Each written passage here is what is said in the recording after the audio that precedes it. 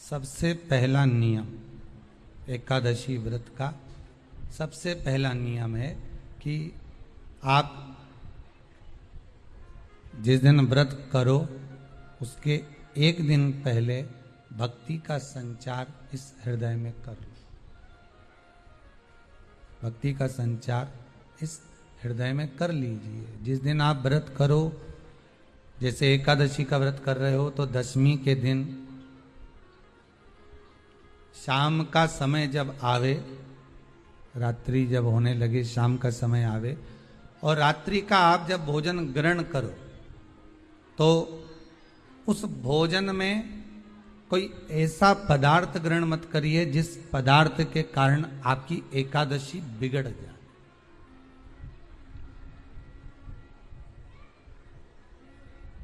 कोई बेकार भोजन हमें ग्रहण नहीं करना,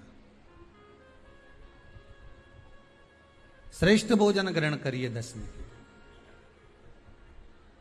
और एकादशी का दूसरा नियम बहुत ध्यान से सुनिएगा। जिस दिन आपकी एकादशी का व्रत हो उस दिन प्रयास करिएगा कि अपने हाथ से किसी भी वृक्ष की कोई पत्ती टूटे ना। अपने हाथ से किसी भी वृक्ष की, पौधे की, किसी भी वृक्ष की पत्ती अपने हाथ से ना टूटे। बहुत ध्यान दीजिएगा महाराज। एकादशी का ये दूसरा नियम है कि अपने हाथ से किसी पौधे की, किसी वृक्ष की, किसी डाली की कोई पत्ती टूटे ना, कोई पत्ती ना टूटे, इसका प्रयास करिए।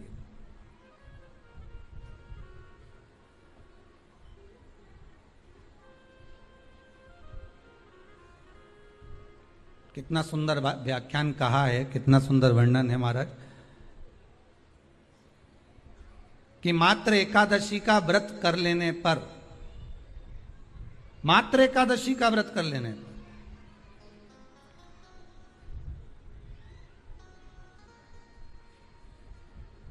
जो पूर्व में किया गया हमारा पाप कर्म है, हमने किसी जीव की हत्या करी है, हमने किसी को कष्ट प्रदान करा है, हमने किसी को अपशब्द कहा है, हमने किसी को ताने दिए, हमने किसी को आड़ा टेढ़ा कहा है, हमने किसी को गालियां दे दी है, मात्र एकादशी का व्रत ही कर लेने पर ये सारे जो दोष हैं वो समाप्त हो जाते हैं।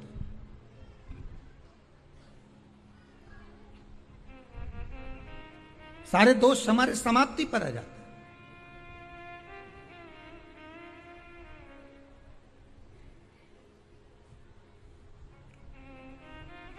अब एक विचार करिएगा थोड़ा सा अपने मन में, अपने चित्त में, अपनी वृत्ति में एक बात उतारिएगा। एक अपने मन में एक बात को उतार कर रखिएगा कि आप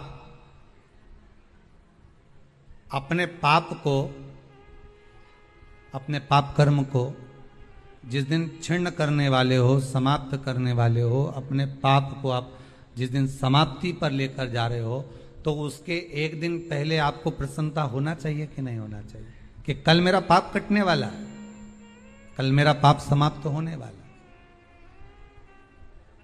जो मैंने पाप कर्म करा है वो समाप्त होगा, जो मैंने पाप कर्म करा है वो कल समाप्त हो जाएगा। तो एक दिन पहले आपके चेहरे पर प्रसन्नता हो कि ना हो?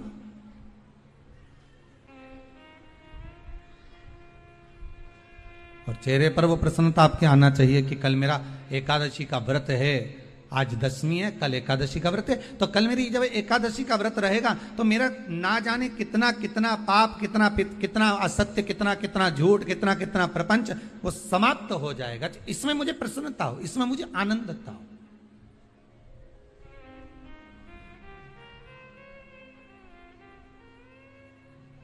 तो क्या कहा गया कि प्रयास करिएगा कि एकादशी के दिन कोई वृक्ष की, कोई डाली की, कोई कोपल की कोई पत्ती ना तोड़ी जाए। क्यों? तो कहा अगर उस पत्ती को हम तोड़ देते हैं, वृक्ष की पत्ती को या क्यारे में लगी हुई कोई डाली की पत्ती को हम तोड़ देते हैं तो एकादशी का पुण्य फल प्राप्त नहीं होता, एकादशी का कोई फल हमारे खाते में नहीं जाता, पुण्य फल प्राप्त। अब फिर भले तुम चाहे तुमने मोरदन खाया हो, चाहे तुमने फिर चिप्स खाई हो, चाहे तुमने फिर व्रत का कितना ही सामान खा गए हो और तुमने सोचा कि आज मेरी एकादशी है, तो फिर उसका कोई फल प्राप्त नहीं है, उसका कोई सुख प्राप्त नहीं है आपको, फिर उसका कोई आनंद प्राप्त नहीं है आपको, फिर उसमें कोई आनंद की अनुभूति आपको नहीं मिल रही है।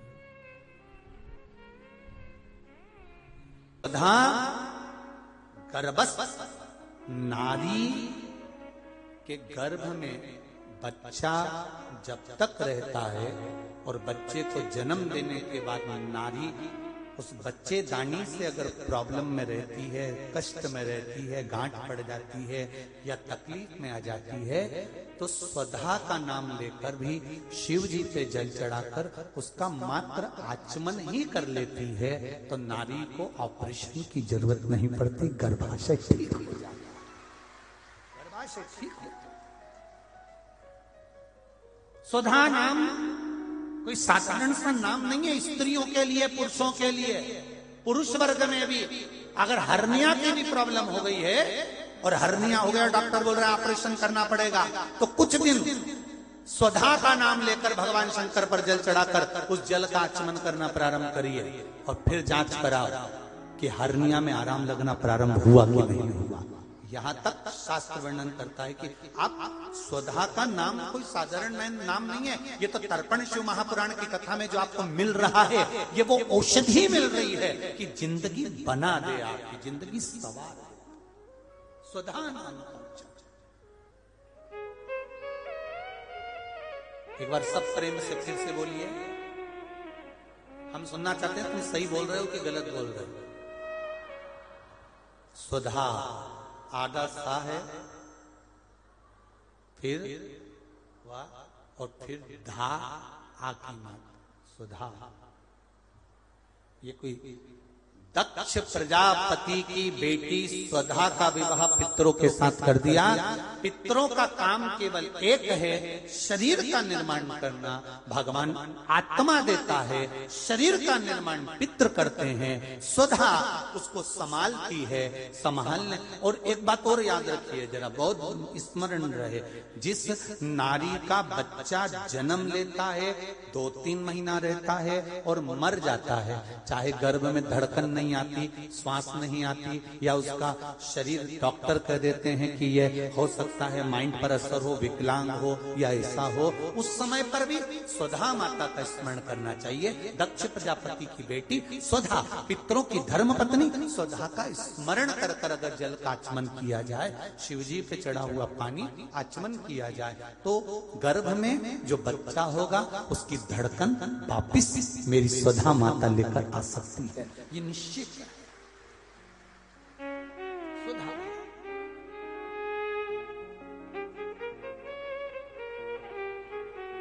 स्वधा का विवाह कर दिया पितरों के साथ। स्वधा ने तप कर बहुत तप किया, बहुत। हिंदू धर्म की रीति है, जिस पात्र को हम जल चढ़ाने लेकर जाते हैं उस पात्र में भगवान के चरणों का जल लाते हैं, खाली पात्र नहीं लाते। क्या लाते हैं? भगवान के चरणों का जल। उस चरणोदक को लेकर आए, घर में रखा, सबने अपने नैनों में लगाया, हृदय में लगाया, चित्तवृत्ति में लगाया। खाली पात्र हम लेकर वापस नहीं आ रहे हैं।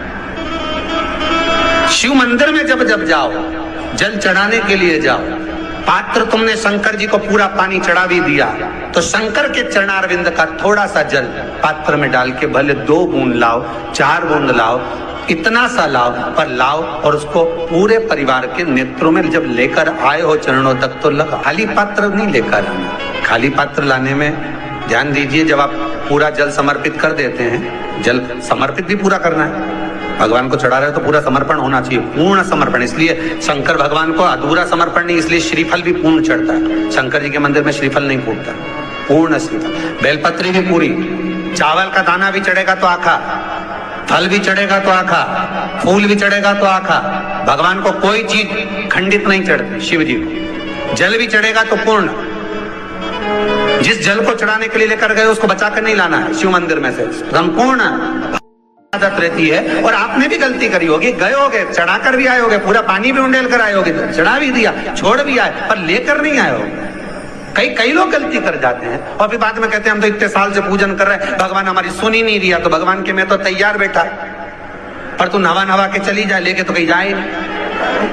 तो भगवान थोड़ी ना कहेगा कि तू मेरे पास में आए तो मेरे चरण की रज लेकर जा। भगवान थोड़ी ना कहेगा कि मेरे पास में आकर तू ये लेकर जा।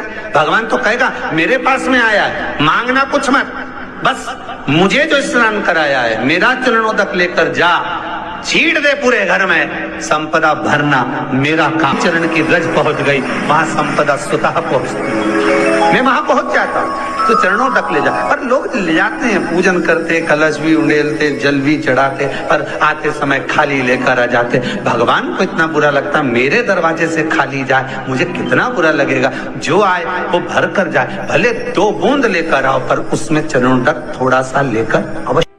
बेटे को खूब पढ़ाओ, मना नहीं है। बेटे को लायक बनाओ, मना नहीं है। पर बेटे को इतना लायक मत बना देना कि वो अपने मां बाप को ही नालायक समझने लगे। बेटे को लायक बनाना, पढ़ाना, खूब पढ़ाना, पर बेटे को इतना लायक मत बना देना कि जिस मां ने उसको समझाया, जिस पिता ने उसकी एजुकेशन पर खर्च करा, जिस मां ने उसको पढ़ाया, जिस पिता ने अपनी नौकरी कर कर कर रुपया बचा बचा कर अच्छे कॉलेज में भेजा, जिस मां ने उसके कपड़े, उसका पहनावा, उसका रहन सहन, जिस मां ने उसको बना बना कर भोजन खिलाया, जिस पिता ने अपनी पूरी जिंदगी बेटे को एजुकेशन देने में, पढ़ाने में, आगे बढ़ाने में लगा दी, एक दिन बेटा अपने मां बाप को नालायक समझे, इतना लायक मत बनाना। बेटों को लायक बनाओ, बच्चों को लायक बनाओ, पढ़ाओ, खूब पढ़ाओ, पर संस्कार देकर पढ़ाना। जो बच्चे संस्कार लेकर नहीं पढ़ते, पढ़ते तो हैं पर उनमें संस्कार नहीं होते, तो एक दिन माता पिता को वो नालायक समझने लगते हैं। हमारे मम्मी पापा में तो अकल नहीं है, हमारे पापा तो हर कुछ के देते हैं, हमारी मम्मी तो हर कुछ बोल देती है, हमारी माँ में तो अकल नहीं है, हमारे पिताजी में तो अकल नहीं है। जब तुम्हारे बच्चे तुम्हारे मुंह पर कह दे कि तुम में अकल नहीं, तुम चुप बैठी रहो, तुम में अकल नहीं, तुम चुप रहो, जब तुम्हारे घर के बच्चे बोलने लगे ये शब्द, समझ लेना कि तुमने बेटों को लायक तो बनाया पर संस्कार देकर लायक नहीं बनाया, इसलिए वो तुम्हें नालायक समझ रहे हैं।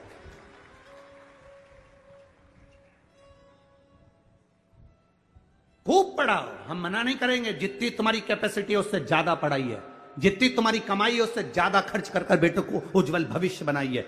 बेटा बेटी को अच्छा पढ़ाने का प्रयास करिए, बेटा बेटी का जिंदगी अच्छा बनाने का प्रयास करिए, पर बेटा बेटी आपको लायक बनते बनते आपको नालायक ना समझने लगे, इसलिए थोड़ा संस्कार देने का प्रयास करिए। बच्चों से कहो 1 लोटा जल शिव जी को चढ़ा करा। बच्चे कहेंगे माँ जल चढ़ाने से क्या होता है? कुछ नहीं होता, मेरे मन को शांति मिलती है, तू जल चढ़ा करा। मैं जल चढ़ाने नहीं जाऊंगा, मैं भोजन नहीं दूंगी, मैं बाजार में खा लूंगा, घर का दरवाजा बंद है, जाओ खाओ। बच्चों को लायक बनाने का प्रयास करो, पर साथ में संस्कार देकर। अपने दादा दादी के पांव पड़, प्रणाम कर, चरण छू, नमन कर। एक दिन बेटा चरण नहीं छूता, दूसरे दिन मामी नाना घर के बच्चे माता पिता कहते कोई बात नहीं कल छू लेगा, हो गया ना, आज नहीं छुआ ना, कल छू लेगा, कल फिर नहीं छुआ, परसों छू लेगा, ना ना चरण छू। बच्चों को झुकाना, प्रणाम करना, नमन करना, आदर करना, सत्कार करना, बच्चों को ये सिखाना पड़ेगा। आज बड़ी विडंबना का जीवन, बड़ा विडंबना का समय चल रहा है। हम बेटा और बेटी को पढ़ा तो लेते हैं, हम बेटा और बेटी को उज्जवल भविष्य बना तो देते हैं, हम बेटा और बेटी को लायक बना तो देते हैं, पर हमारे बच्चे हमको एक दिन नालायक समझने लगते हैं। तब दिल दुखता है कि मेरी औलाद मेरे मुंह पर कह कर जा रही है, दुख होता है अंदर से। पढ़ाओ, कलेक्टर बनाओ, एसपी बनाओ, टीआई बनाओ, तुम्हारी मर्जी, पढ़े मंत्री बनाओ, संतरी बनाओ, कलंतरी बनाओ, तुम्हारी मर्जी, पढ़े तुम जो बनाओ, पर उनकी वाणी पर तुम्हारा आदर होना चाहिए। ऊंचे सिंहासन पर बैठकर आदर के शब्द समाप्त नहीं होना चाहिए। उनकी वाणी में तुम्हारा सम्मान होना चाहिए, उनकी वाणी में तुम्हारा आदर होना चाहिए, तुम्हारा सत्कार होना चाहिए।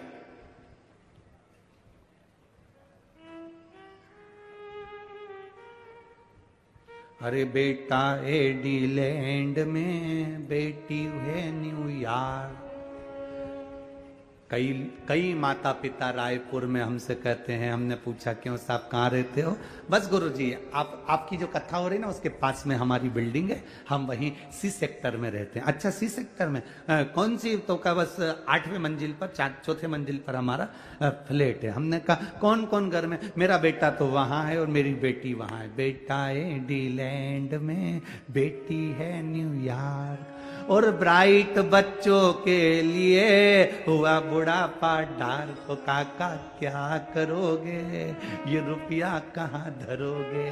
बेटा बाहर, बेटी बाहर। तो हमने कहा तुम कौन कौन हो? बस हम दोनों पति पत्नी। कहाँ रह रहे हो? फ्लैट में रह रहे हैं। अच्छा तो तुम दोनों अपने बेटा बेटी के पास क्यों नहीं चले जाते? बस अब विचार तो करा है, पर बेटे के यहाँ एक बार गए थे तो अब वहां पर हमारा मन नहीं लगा तो हम वापिस आ गए। बेटी के यहाँ वहां भी मन नहीं लगा तो हम वापिस आ गए। तुम जब बीमार पड़ते होगे, तकलीफ होती होगी, शरीर में कष्ट होता होगा, या तुम्हारे घर में मेहमान आते होंगे, तो सामान कौन ला कर देता है? तो मैं डॉक्टर को दिखाने कौन जाता है? तो कहती है हमारे पड़ोसी बहुत अच्छे हैं, उनका बेटा है ना, उनकी बेटी है ना, हमको गाड़ी में बिठाकर वो तुरंत डॉक्टर को दिखाने चले जाते हैं। हमने कहा फिर एक काम करना, फ्लैट भी पड़ोसी के बेटे को देकर जाना।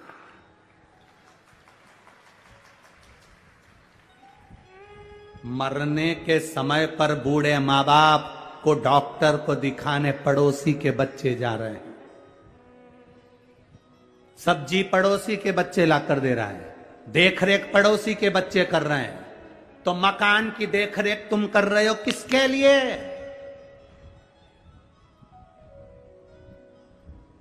किसके लिए? आसक्ति नहीं जा रही।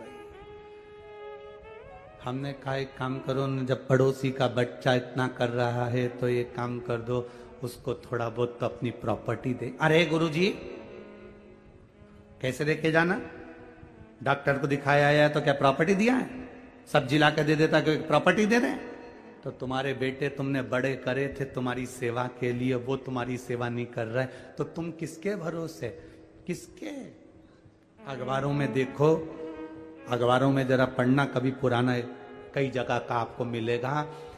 बुढ़ा बुढ़ी मर गए, बेटों को सूचना दे दी कि आ जाओ अंतिम संस्कार करने, तो कहते हैं ऑनलाइन करा देना। बाद में जब मर गए, अंतिम संस्कार भी मोहल्ले के लोगों ने कर दिया, तब बेटा बेटी आए, जमीन जायदाद बेच के पैसा लेके चले गए, पर माँ बाप का पिंडदान तक नहीं करा। ये जीवन है मानव का। किसके लिए जी रहे? हम किसके लिए अपनी जिंदगी जी रहे हैं?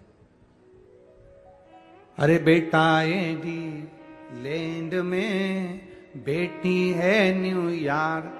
और ब्राइट बच्चों के लिए हुआ बुढ़ापा डाल। ओ काका क्या करोगे? ये रुपया कहाँ धरोगे?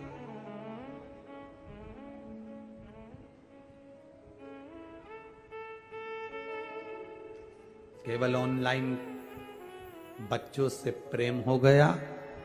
ऑनलाइन प्रेम, बच्चे वहां बैठे हैं, 2 साल में 4 साल में एक बार आते हैं और माता पिता खुश होकर कहते मेरे बच्चे को समय नहीं मिलता, इतना व्यस्त इतना व्यस्त इतना व्यस्त, मेरे बच्चों को समय नहीं मिलता, मेरे बच्चों को तो समय नहीं मिलता। मेरा बेटा तो वहां है, मेरी बेटी तो वहां, मेरा बेटा तो वहां, मेरी बेटी। एक चरित्र आता है, एक माँ कुएं से पानी भर रही थी, उसके साथ में 4 माताएं खड़ी थी। एक माँ बोली, बेटा जा रहा था, हाथ हिलाकर बोला माँ हाय। स्कूल जाते जाते मेरी माँ ने कहा मेरा बेटा सीबीएसई कोर्स से पढ़ाई कर रहा है। दूसरा बेटा जा रहा था, माँ को हाथ हिलाकर बोला माँ जा रहा हूं, जा। मेरा बेटा अंग्रेजी स्कूल में पढ़ रहा है।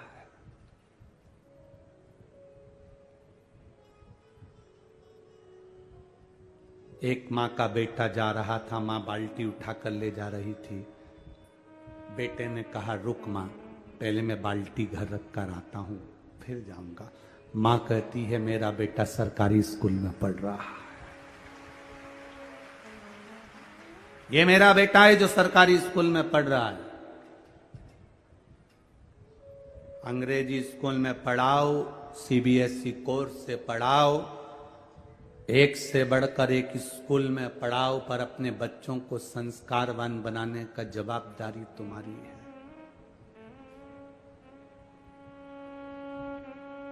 क्या करोगे बाद में? क्या करोगे?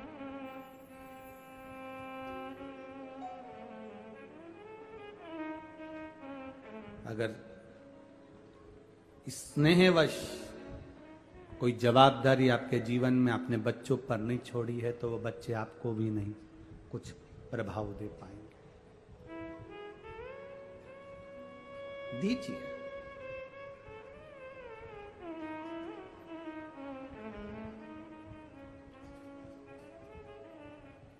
अपने बच्चों को प्रबल बनाने के साथ में हम कहें लायक बनाओ, पर आपको नालायक ना समझे। वो होप पढ़ाओ, बच्चों को एक काम जरूर सिखाओ, जाओ शिव के मंदिर जाओ, थोड़ा बहुत झुकोगे, प्रणाम करोगे, नमन करोगे, मंदिर तक जाओगे, अपने संस्कारों को, अपने धर्म को भूल नहीं पाओगे।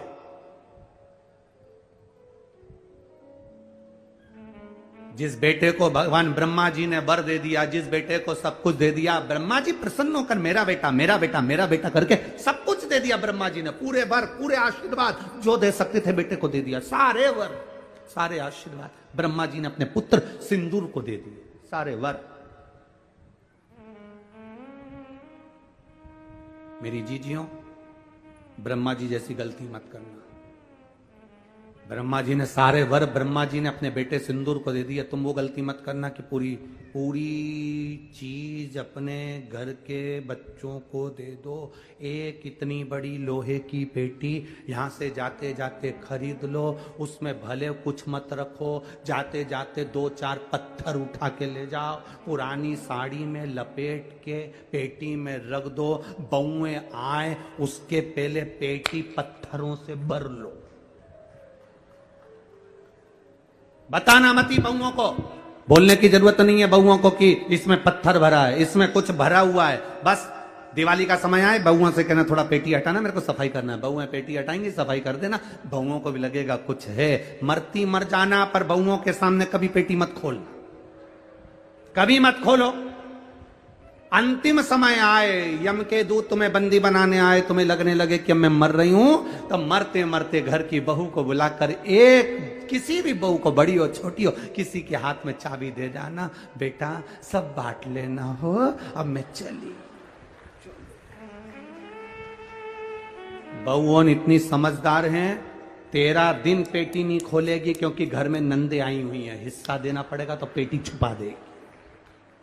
बहुओं ने इतनी जल्दी पेटी को खोलेंगी नहीं, छुपा देंगी।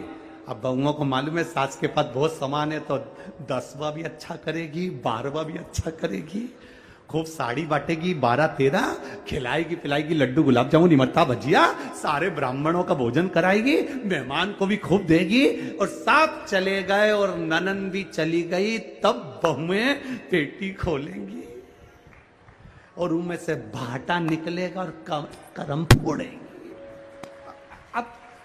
अपने को टेंशन नहीं, अपन तो गए, अपना काम हो गया ना। ब्रह्मा जी जैसी गलती मत कर देना कि पूरे बार एक साथ दे दिया, आयुष्मान भव, चिरंजीवी भन, यशवान भव, ये भी दे दिया वो भी दे दिया। ऐसी गलती मत कर देना। थोड़ा ना थोड़ा अपना बुढ़ापा निकालने के लिए